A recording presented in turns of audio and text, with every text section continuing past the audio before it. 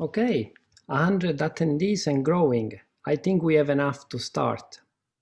Hello everyone, I'm Marcello La Rosa, and on behalf of Mark Keremans and myself, as well as on behalf of the ICPM Steering Committee and organizers, a warm welcome to the 2020 edition of the ICPM Industry Day.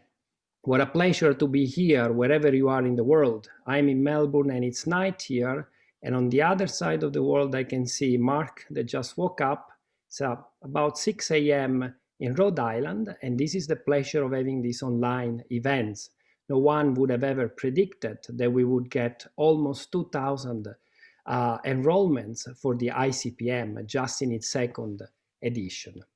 So the Industry Day is a special event because it provides the entire community an opportunity to bring together different pockets of it.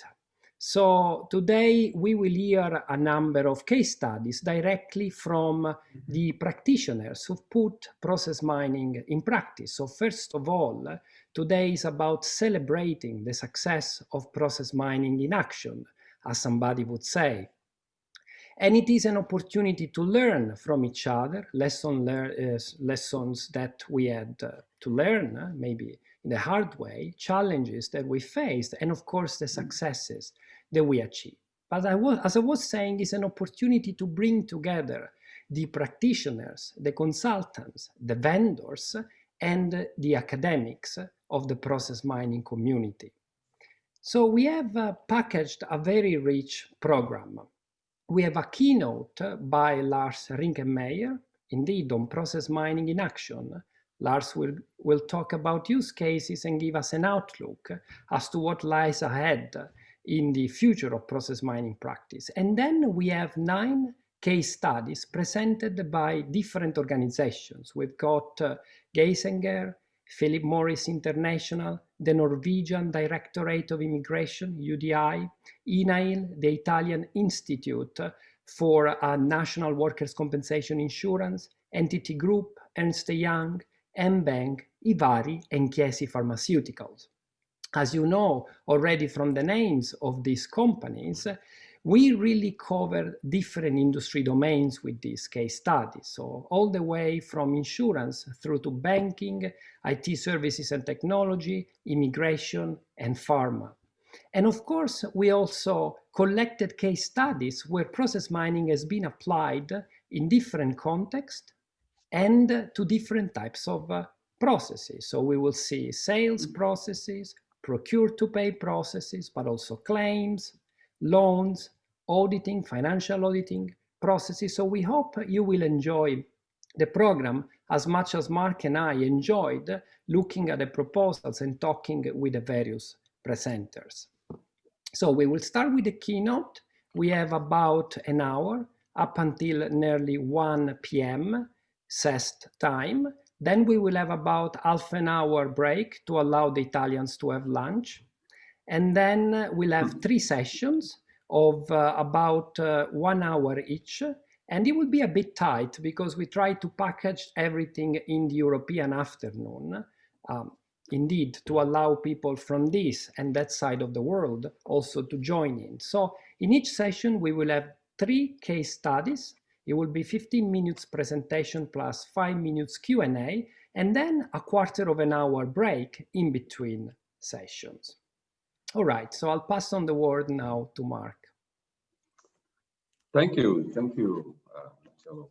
And it's also, again, has been a great pleasure to be involved in getting this program together for this Industry Day. Just before I am going to introduce the next session, I want to come back to the question and answer session. So after this session, we have provided some time to where you can see you have the capability to to ask some questions. And after the session, you can raise your hand, and then we will give word to the people requesting for some kind of participation in their questions. So that's for during the session, of course, you can introduce your questions, and after the session. But first, go back to this keynote, which I'm very delighted to really introduce to you Dr. Lars Reinkemeyer. I know that, well, this is a German name, I think, I hope, Lars Reinkemeyer. So, and well, Lars, in fact, is one of the most passionate people I know in the space for process mining. And he has been in this space for Siemens since 2014. So he's not coming from one area, such as an IT experience or an IT experience, but he combines both business and technical experience as a senior executive at Siemens at strategic levels. So this year was also kind of, I think, fundamental, where he, he was visiting scholar at the University of California, Santa Barbara and Stanford. And while being there, he wrote a book and edited a book about process mining in action, which was published also this year. So beyond just the over 20 years of experience at Siemens, and where he established corporate competence center and is responsible for the management and master data governance at Siemens Energy. He also this year led followed the sessions also. He was chairman at the PEX process mining online session in 2020.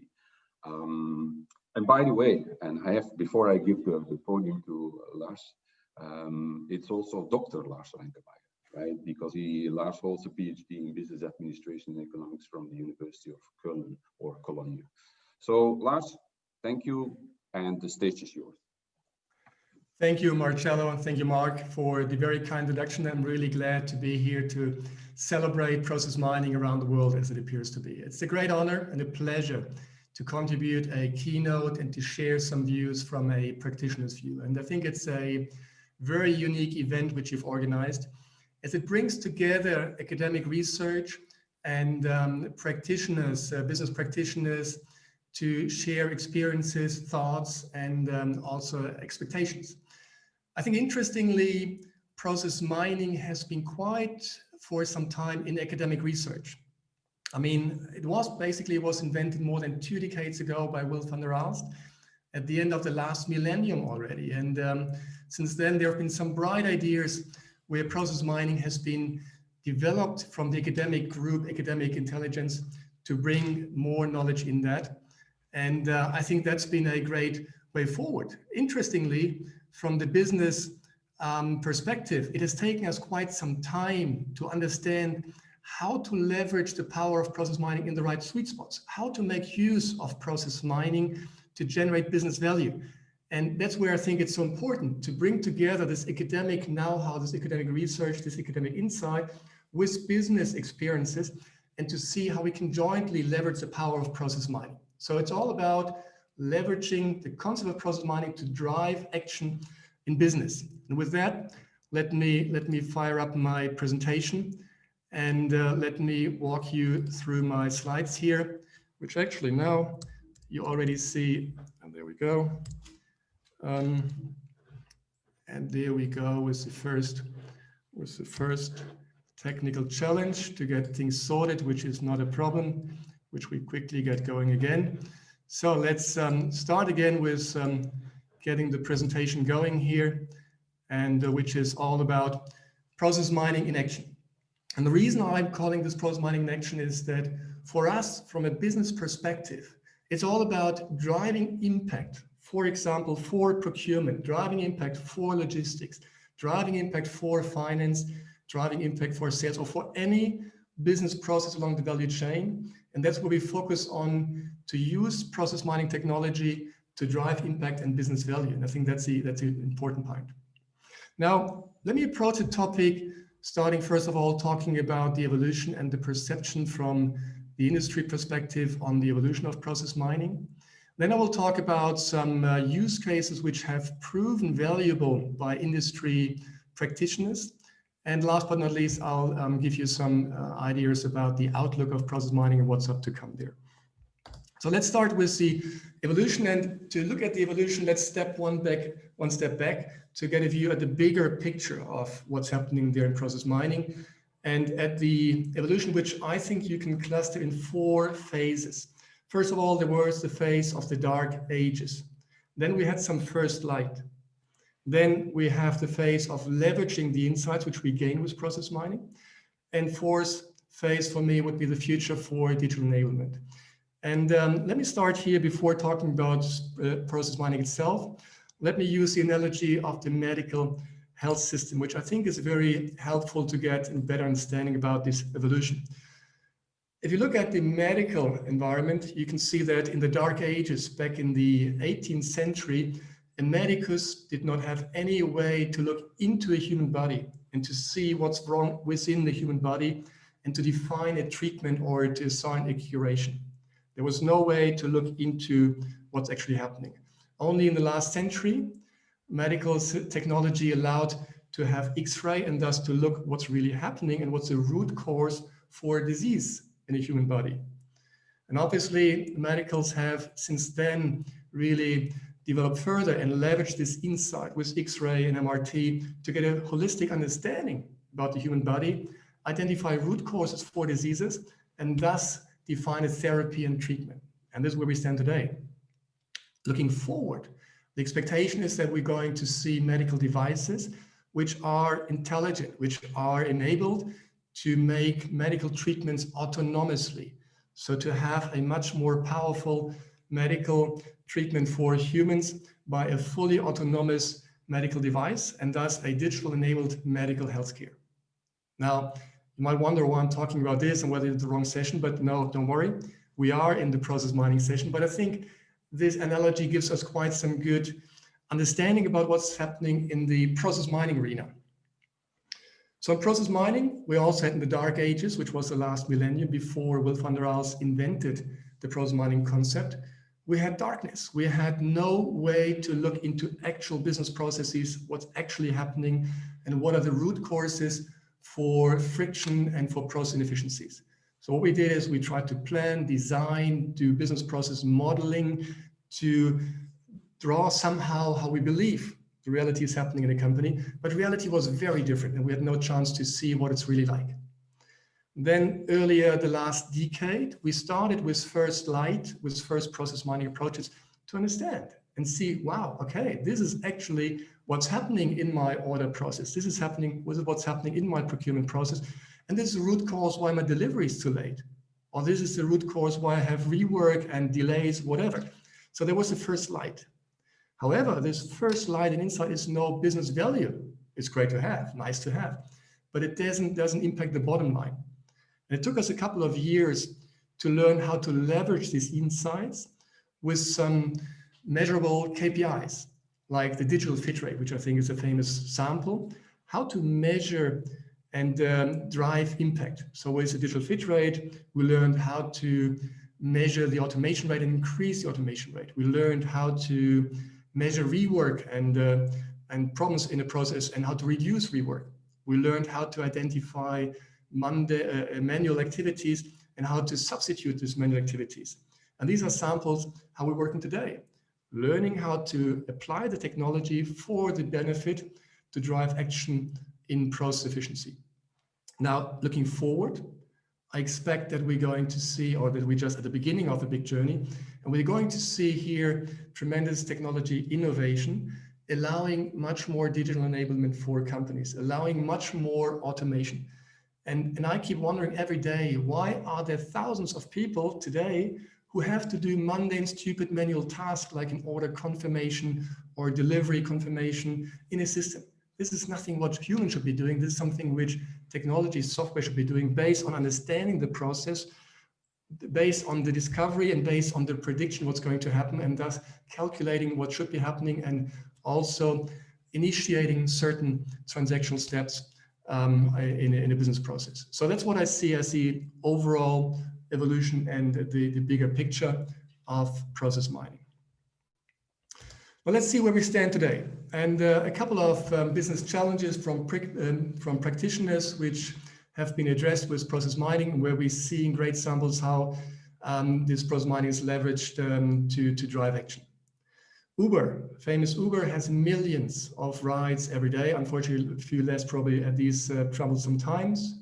But with millions of rides, there are also some rides which cause complaints where people are not happy the way they've been driven.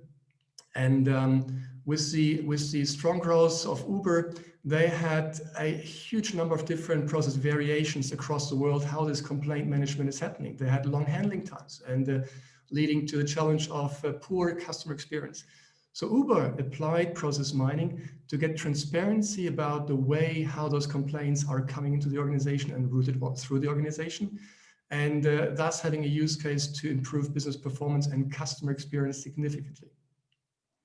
Siemens, receiving more than 30 million customer orders every year. It's great. I mean, we're more than glad to receive those, obviously, but lots of manual activities in those 30 million customer orders. And with process mining, we're able to identify more than 300 million single activities required to process the customer orders, and also identify all those manual activities which should be substituted, automated by RPA, batch processing, you name it. So our use case here was to reduce the manual effort in the order to cash process.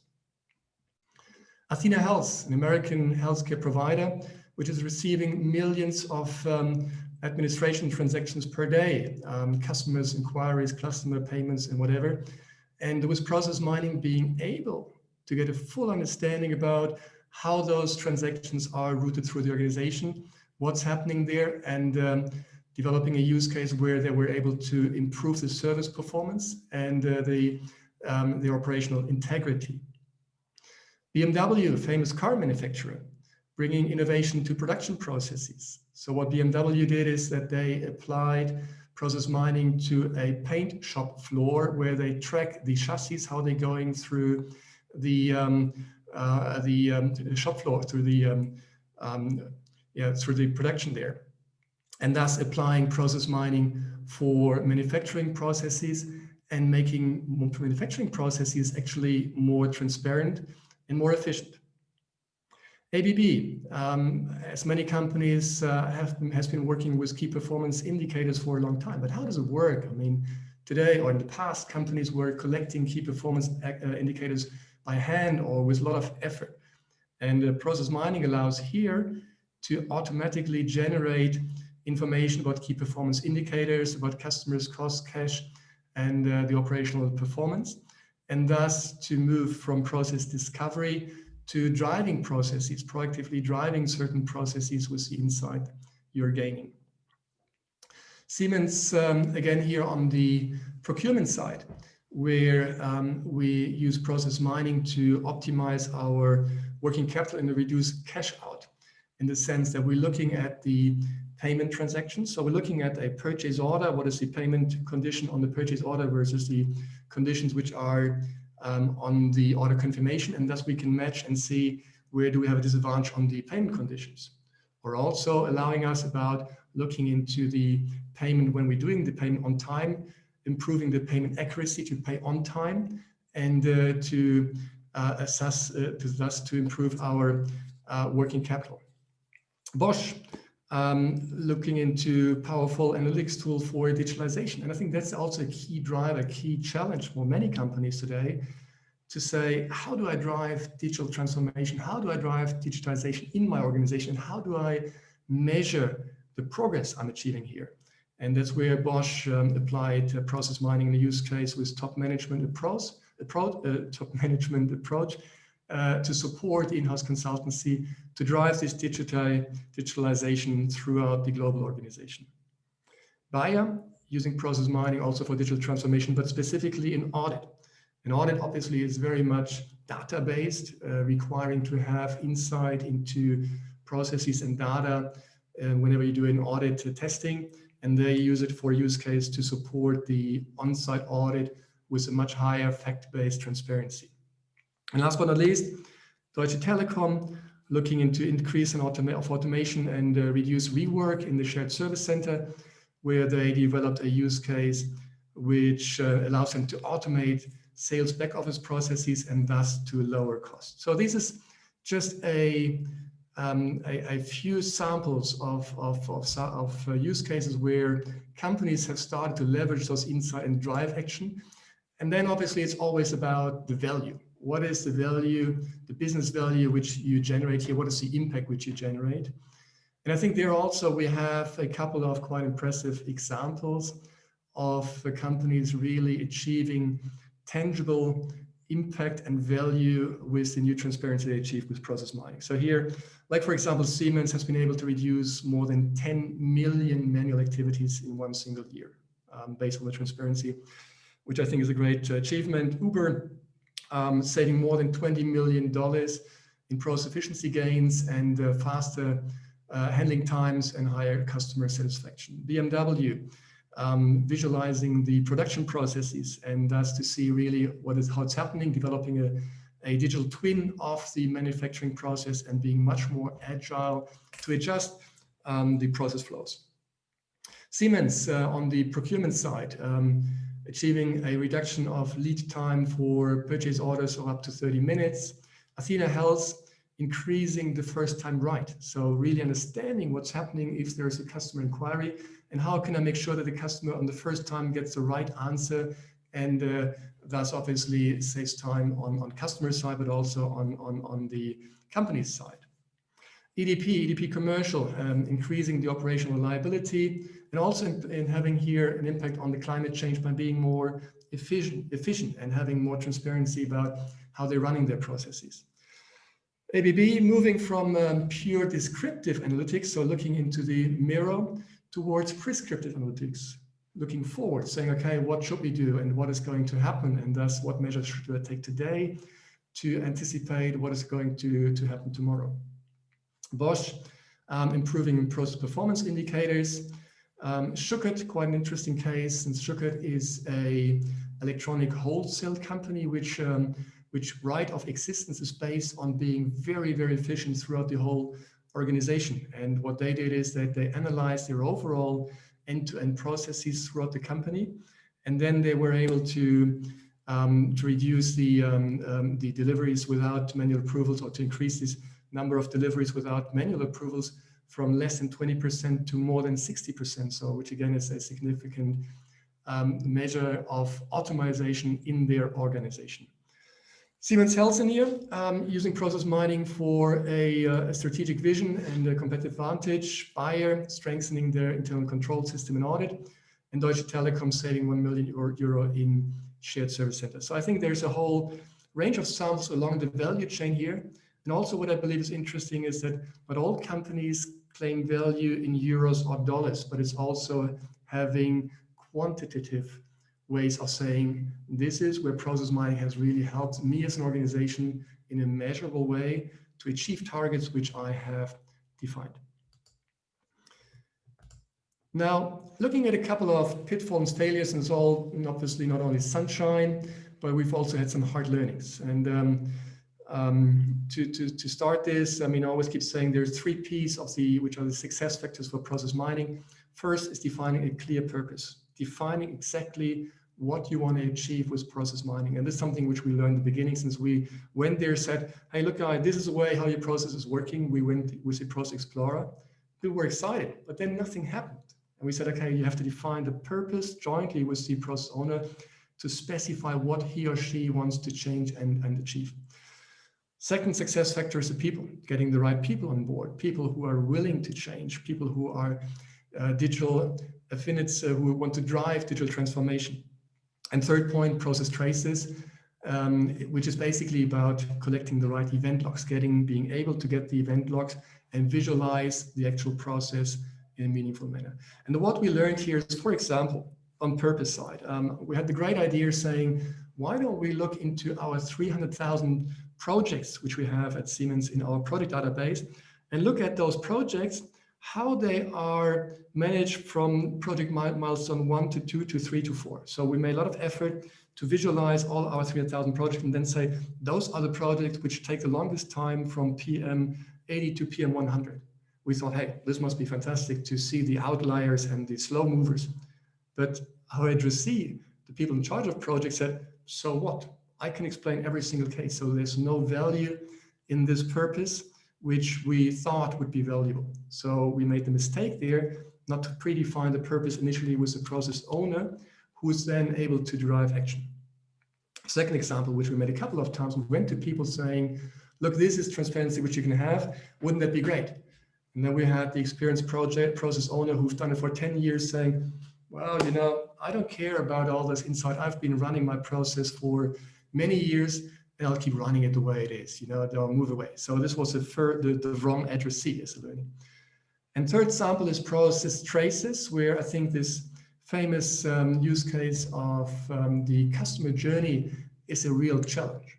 So what we would love to see is the customer journey from first contact, via portal, via mobile device, via call center, via telephone, via invoice, to have all those different event logs, which comes from internet and from CRM system and ERP system, and you name it there, and Outlook, to get all those event logs in a sequence and visualize what's happening. But it's still a challenge for us to have those process traces properly collected and then put into one logic sequence to show the complete process in a reliable form. And I can tell you that in a practical, in a business environment, it's not like that you prove that you can run one case out of 1 million, which is right. You have to run 1 million out of 1 million cases with all the event logs in the logical right sequence. And otherwise, there will be people who have the ambition to prove you one out of these 1 million cases, which is wrong, and send you back to zero. So here, these are a couple of learnings which we learned on our journey the last couple of years. So some lessons learned. So some advice I'm always keep giving is, if I start on the top right side here, first use case in areas with clear process pain points. So pain is always a good driver for the business to listen to you and to adopt process mining technology and have the right key resources in place. Establish a strong community, a supportive community where you celebrate successes and where you have some highlights about positive progress which you do. Collaborate there and also foster this new way of working together. Since this is about leveraging insight and data to drive business and not by stomach like it was done in the past, but now have fact-based data analytics to drive new ways of working together based on the insight which you have. Then dashboards and the insights should be always visually appealing and easy to use. I think that's an important point. As everybody knows, you love those apps which you understand right away and which you can use right away. But if you have to wait like 60 seconds for any report, you give up, you don't love it. Transparency can cause pain and adversities. And I think that's something which we learn a lot of times. And people don't tell you, I don't want to, I think this is going to cause pain on me, you know. But you have to be sensitive about saying, if you show this person that the process hasn't been really perfect in the past, will they be open and strong enough to say, okay, accept it, and now let's move forward and improve my process. So this is something which you have to look at when you speak with your addressee who's supposed to look at your X-ray and then derive a therapy to improve the process efficiency. So naming business value for analytics also is not always popular. So also here, with a couple of samples, we thought, hey, 10 million less manual activities should be easy to calculate and say this is like X million euros of savings. But the process owner was reluctant just by saying, if I put down a figure here, there will be some smart controller coming straight away and saying this is how you have to reduce your headcount. Technology is only an enabler. Don't get lost in the analysis paralysis, but really look into what you're going to derive and drive. What action are you going to derive with the analysis? To drive change. So driving change is here the focus point there. Obviously, management attention is quite helpful and needed to get a good support, and ideally having process mining embedded in the corporate direction. Then still the challenge of gathering data, getting the right event logs together, meaningful keys, events without identifier, all that is still causing a lot of effort today. And I think the biggest effort which we have in building our reports and doing the right customization. Then surprisingly, the Process Explorer, which we thought is quite a bummer, is an eye catcher, but it's not really used on a daily basis and of comparatively little use to our experience in daily business. And last but not least, cloud solutions. I think that's the way to move forward. So cloud solution, obviously, that's where we see the trend towards, and I would expect that on-premise solutions will not be there in a couple of years anymore, not support anymore. So with that, looking already a little bit in the future, let's have a outlook, first of all, at some current trends. And I mean, this is obviously always difficult since, as you know, predictions are always difficult, specifically if they're about the future. So this is my view here, which I'd just like to share with you. First of all, I expect or see a trend that those single use cases which are there across a lot of organizations will grow into corporate-wide leverage. I expect that we will see more and more COEs, which centrally will support the different functions like procurement, sales, logistics, to leverage the joint experiences, and thus to apply process mining to many, many different process functions throughout an organization. Then I see a trend that there's a lot of fight for complexity. Organizations like Siemens, they struggle with the complexity since they have so many data sources, so many processes, so many different entities. And this complexity is quite a challenge, which process mining allows to get transparency into. So that's why this is, I think, a sweet spot where process mining can add value. What we're seeing is proliferating applications.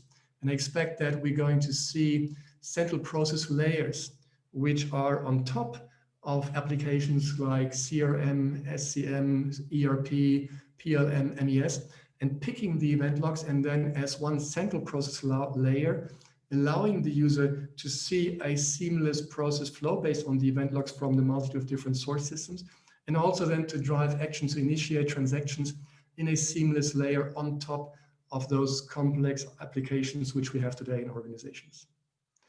Then I see a strong trend towards data democratization, where it's a common understanding that data is the oil of business today and access to this data must be granted. I mean, it's very different to 10 years ago where people were very protective, saying this is my data, I won't allow anybody to look into my data.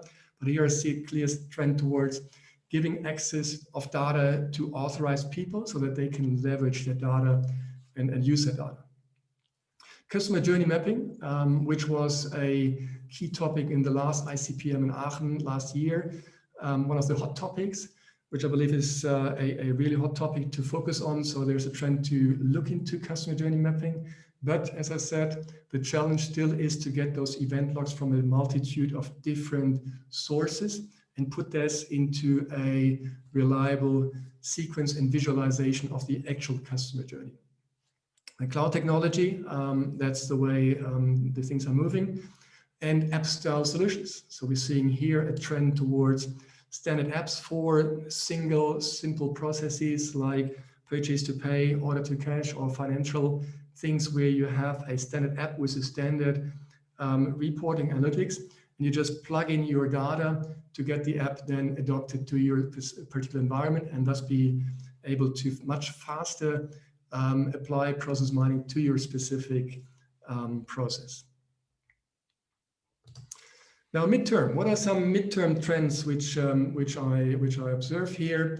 On the one side, I believe there will be a trend towards self-learning systems, so systems which, with machine learning, artificial intelligence, are able to learn, saying this approval has been done 100 times now in that manner.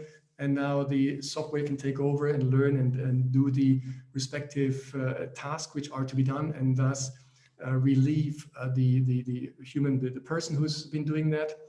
I expect also data extraction and ingestion to have here some advancements with artificial intelligence to be able to extract data from sources like ERP tables in an easier way, and then to ingest the data into the cloud reporting application. I expect also some smart virtual companions which help the people to see the right priorities. So proactively suggest to the person saying, this is the delivery order which you should be looking at with priority. This is the payment which you should be handling first, and this is coming up now. So smart companions which are supportive by reading the data and proposing to the user what they should be doing with priority, or where they have potentials to automate processes. And I do see a certain market convergence of all those topics or disciplines like process mining, task mining, RPA, BPM, where I think things will move together. So at the end of the day, all those disciplines serve one purpose: to help companies like Siemens to be more efficient in delivering their processes and having frictionless processes which run smooth and with much less transactional costs than we have today. So that is the joint purpose, and in that respect, I also expect here a certain convergence of the players in the market. Long-term, what is the long-term view here? I think intercompany optimization is very interesting to have a vertical integration where I can see with my supplier via process mining what's happening and how can I optimize my process. A sustainability revolution, I think, is an exciting topic where we're going to see applications like from Ernst & Young. They have a great use case to show the carbon emission in an end-to-end process and thus allow people to optimize their carbon emission with a positive impact on sustainability.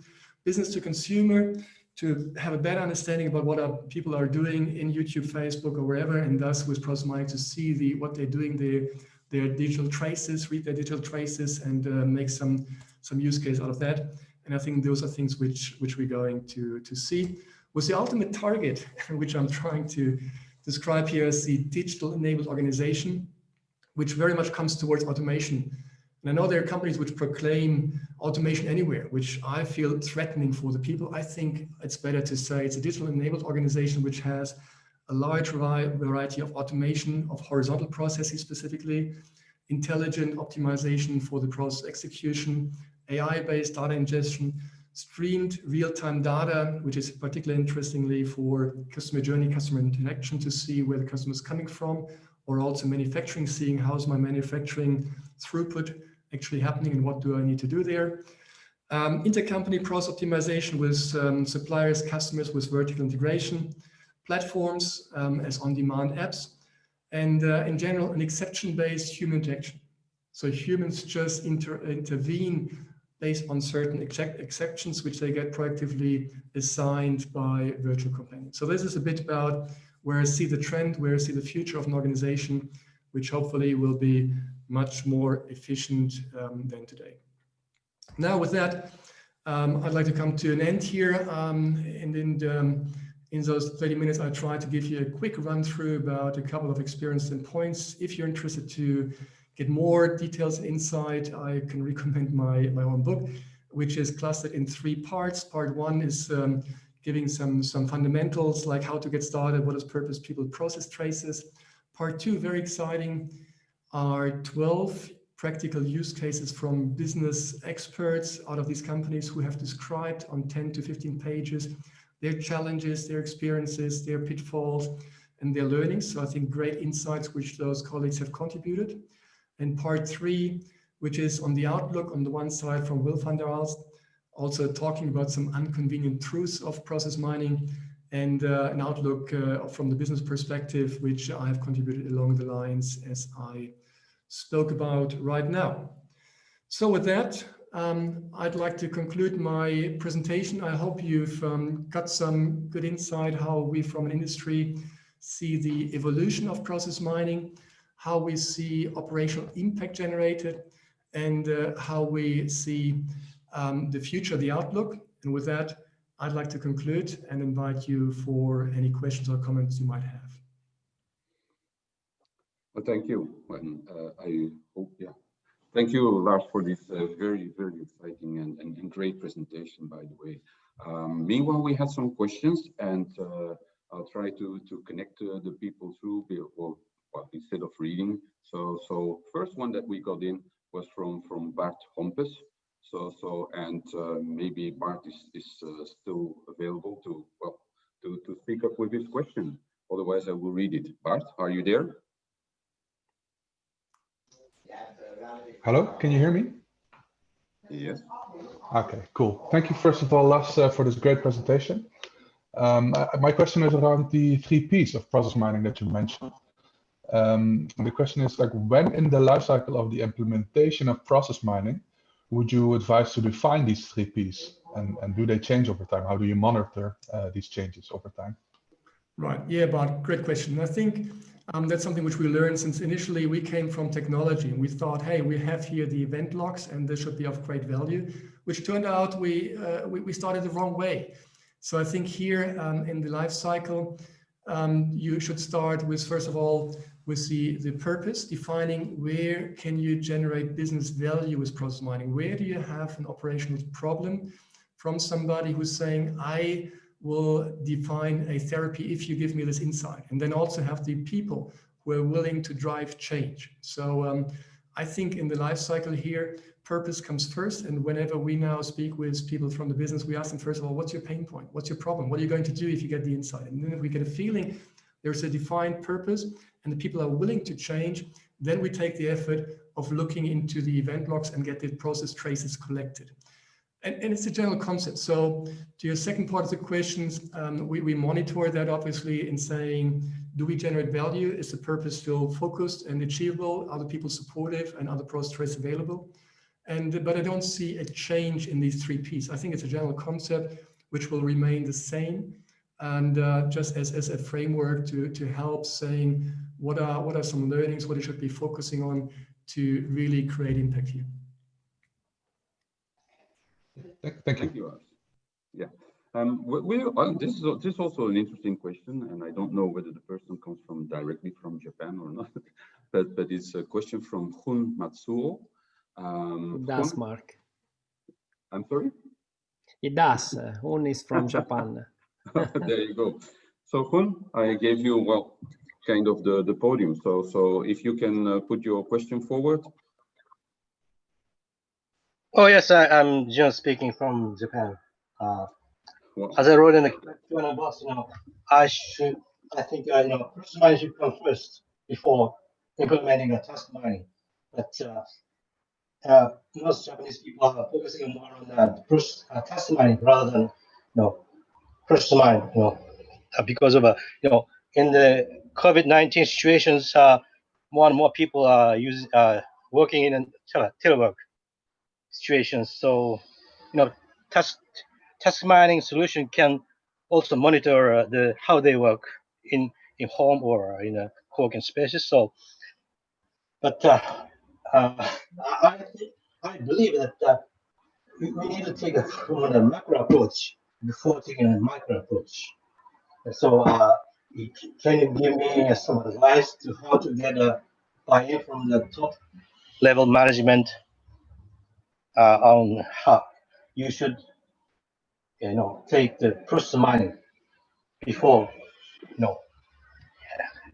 taking on the task mining? Okay, cool. So let me rephrase, because the quality of the line was a little bit less. So and also reading some of the parts.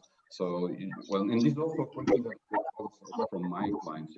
So well, and especially from Japan, they are more focused on task mining, on what's happening on the machine and so on. So they get a little bit confused on how to combine this, and therefore also the question for how do you see this in practice, and how do you make the business case to your management? Because Japan is big on task automation, which people refer to as RPA. But what is your experience? Yeah. No. Yeah, thanks So for I like their advice. Thanks for the question, and it's also great to see that this high interest in Japan for process mining, where I believe there's also another event on process mining coming up later this month. So I think that with process mining, or for me, process mining and task mining are 2 different ways to look at the challenge. Process mining allows you to get a holistic understanding about a business process. Like at Siemens, we've been able to get a holistic understanding of those 30 million customer orders with 300 million activities. And on a holistic basis, say, how do we drive digital transformation through the organization by redesigning the process, by applying RPA, by batch processing. So it's a holistic approach. Task mining for me is looking at single task what a person in a call center is doing.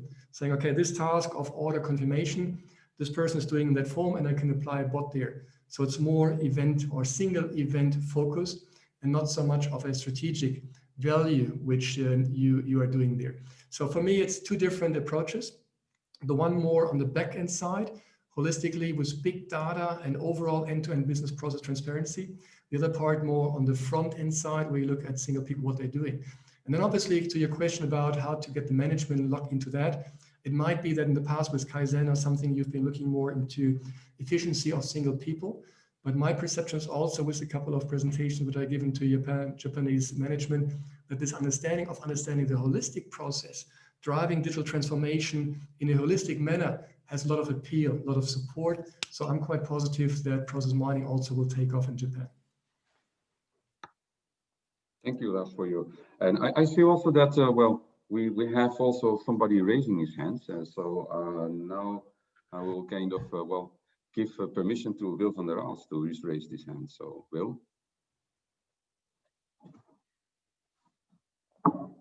So you can hear me, Mark? Yes. Okay. Yes, one thing clear. So Lars, thanks for a great talk. It is great to have you as an ambassador, let's say, for the field. We are also very happy that you're, let's say, one of the industry members of our advisory board, the advisory board of the task force. I agree with everything that you said. However, I would be, let's say, slightly less optimistic about, let's say, the aspect of automation.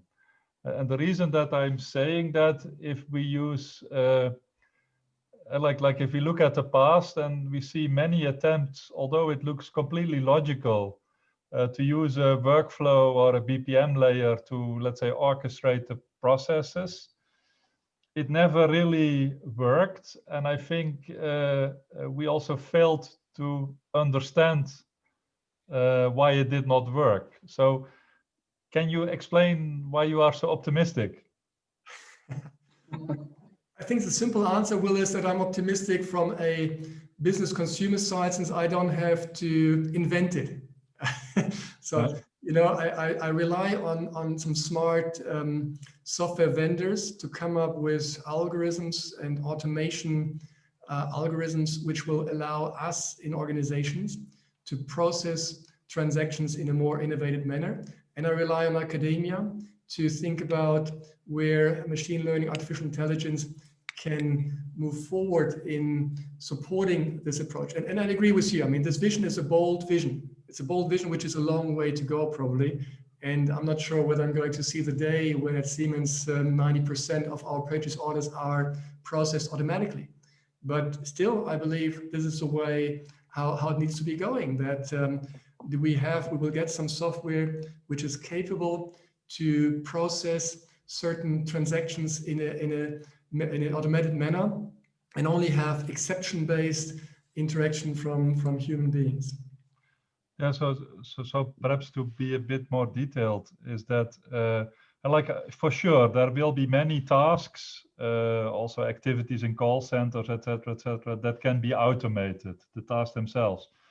But I'm specifically talking about, let's say, process integration, process orchestration, where I think that one of the key problems that was never well understood was, for example, the complexity of the data, and that there is not such a thing as a simple BPMN process, which is rather sequential, but then that in reality, this is much more complicated. And I do not have the feeling that, for example, machine learning and AI will really be of much help there. Right. Well, I mean, I think for me, I would like to differentiate probably between organizations which are grown like Siemens, which have this horrendous complexity in applications, in processes, in the way things are moving through the organization. And on the other side, digital native organizations, which I would expect to start with a different approach, saying, how can I minimize my transactional costs by processing those things which the organization has to deliver in a maximum autonomous, automated manner. And I think those companies will probably be on the leading edge there to have frictionless processes, while other companies like traditional companies like Siemens have a much higher challenge. The point about artificial intelligence and machine learning, I agree with you that this has been hyped for quite some time. From an operational perspective, we haven't really seen a significant value at this point in time. And I keep comparing it, saying if you go to a car show, you know, you look at the BMW i10 or whatever, the hottest model on the topic there. So this is like everybody talking about artificial intelligence, but you go back and you buy the standard, the 3 Series. And this is how we do it today as well. So I see that it's a challenge with machine learning, artificial intelligence, to see how this can generate business value. The impact today is little, but still I believe that, and that is the expectation obviously from the business side, that we will see quite some value which will come out of that. Yeah. Thanks, Lars. Yeah, maybe also to add to that, to the complexity, and that's what we see with our clients and so on, and we really well see that there is something missing, and this is coming up to the explanation why, for the complexity, that's the interdependency of all the processes that are around, and that if you automate one part, it will have an impact on another part, and well, if you don't have this insight or visibility, probably you run into the same kind of technical or organizational debt, that an automation debt that is really very large in organizations today, and where the mining, I think, is an essential basic constituent of getting beyond this visibility. Okay, but we have also other questions here. Thank you, Lars. And because this is also a combination of let's say the industry and the academic world, we have also a question of one of the academic people, I think, if I'm right, Mo Win. So Mo, you also had a question, so please go ahead.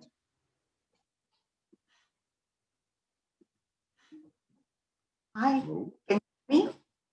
Yep. Yeah, okay. So thank you very much, Lars, for a great presentation. You mentioned that Process Explorer is not very useful when you are talking about turning the process mining insights into action. So my question is, what did you find are the most useful features? Right. And I think the Process Explorer, yeah, that was a great eye catcher to show people the overall complexity. But then the question for us is how to turn this process discovery into digestible slices where the people can work with that. And this is why we transferred this into the use cases to show our people, specifically for their area of responsibility, where do I have now delays, where do I have rework? So to have the discovery in a format that people in a company can work with that and can discover the pain points in the process and act on that. So I think the discovery is a great feature here, which we have. I think then also what I heard in the last couple of days, this kind of predictive analytics, saying what is going to happen. That's something which would be causing great value to us from a business perspective. If we would get a support from process mining software to predict what's going to happen next, and based on this probability, then allow a user to look at certain activities with priority. So to suggest those kind of things, I think that's great. Then the concept of causal process mining, I think to understand somehow the causal effects, what's happening, root cause and impact, to have those kind of understanding would be a helpful feature to us in a business perspective, to get a better understanding about why something is happening. And I think more the whole point for us from a business perspective is that we have to serve those people who have been running a certain business process for many years, who know that business process. And we have to support them with insight or with companions, which allow them to do their job more efficient. And I think that's what we are focusing on. Thank you very much, Lars. So, Mark, maybe in the interest of time, we read the remaining questions. What do you reckon? Well, maybe a last question, and this is, I think this is, I think an excellent question for Lars, because he works in in an organization where they have something like doing process mining daily on 25 terabytes or something, if I remember. So we have also last question about the amount of data. So this is coming from Ahmed Hassan. Ahmed?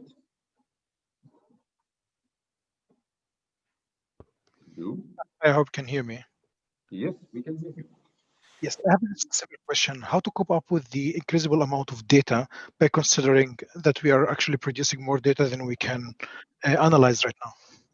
Right, I mean, that's an excellent question. Since actually what I've been observing since starting with process mining in 2014 is a kind of continuous competition which we have between us requesting more event logs and large amounts of data, and our software vendor trying to cope with managing this data and this increasing complexity. So it's a continuous race which we have, where we throw more data at the application, and on the other side, it's try to be processed in a reasonable time, since you don't want to have slow reports, but you need to have interactive, fast reports which are fun to work with. So it's a challenge which we have, and I believe that with moving to the cloud, and then with having digestible smaller parts, that's the a kind of approach to that. I expect with cloud processing to have faster and larger amounts of data to be able, but it's always a competition between technology on the one side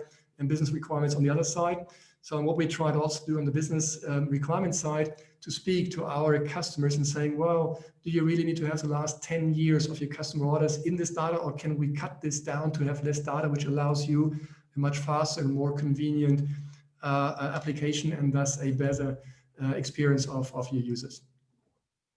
I mean, I totally agree with the first part which you said. I only have some concerns when it comes to the point that sometimes we really don't know where we want to go. I mean, the point which you said was purpose, but honestly saying, sometimes even without having a purpose, sometimes there are some things which you can read out of side of the process once you have the data in a nice way viewed. So in simple terms, once you have the data somewhere, you can just simply try to apply some KPIs, you try to apply some, I don't want to make it complicated, just looking at things how they are, and then the ideas comes. I mean, the innovation or the innovative ideas start to appear once people have the things in the hand. And the point is, it's really hard to say, do we have a clear goal? And if we have a clear goal, for sure, you can basically choose the data from the start on. But if you don't have this clear goal and you would like to add some insights inside of your process understanding, you really need more than what you have. Yeah, and that's where, from my experience, it's very important initially to focus on a clear goal, saying, first of all, I want to start with my payment terms on the purchase order and order confirmation, for example, to specify exactly what's the purpose, which can be used then for impact, and what data you pull from that. And I agree with you that once you have that insight, people come and say, oh, can we have this, can we have this, can we have this, and so on, and then it continues to grow and expand. And that's where you have to keep an eye on saying, let's keep it focused. As otherwise, the more data and more perspective you pull in there, the slower it gets and the more complex it gets, and probably less impact. So it's a digressive kind of business value which derive from more and more points which you have. And that's why focus is a key point, not only in the respect of saying what you want to drive as action, but also focus in respect of data. I got your point. Thanks, Lars. Okay, Lars, I personally, I found it is a really interesting and great presentation. So when we return to real life presentations, we'll contact you for real life presentations, but that's nothing. So Marcello, any closing comments for this first session? No, it was an excellent keynote and a great way to start our industry day. So we've got some more questions, but in the interest of time, I would defer this to offline. You can contact Lars through the community feature of Whova, or you can also drop him an email and he'll be happy to answer. Lars, on behalf of everyone at ICPM, thank you very much for your time and the very insightful keynote. So for the audience, we've got now half an hour break. We will resume at 1:30 p.m. CEST. You can take a chance to have lunch and visit the virtual booths of our sponsors. See you in half an hour. Thank you. Bye-bye. Thank you.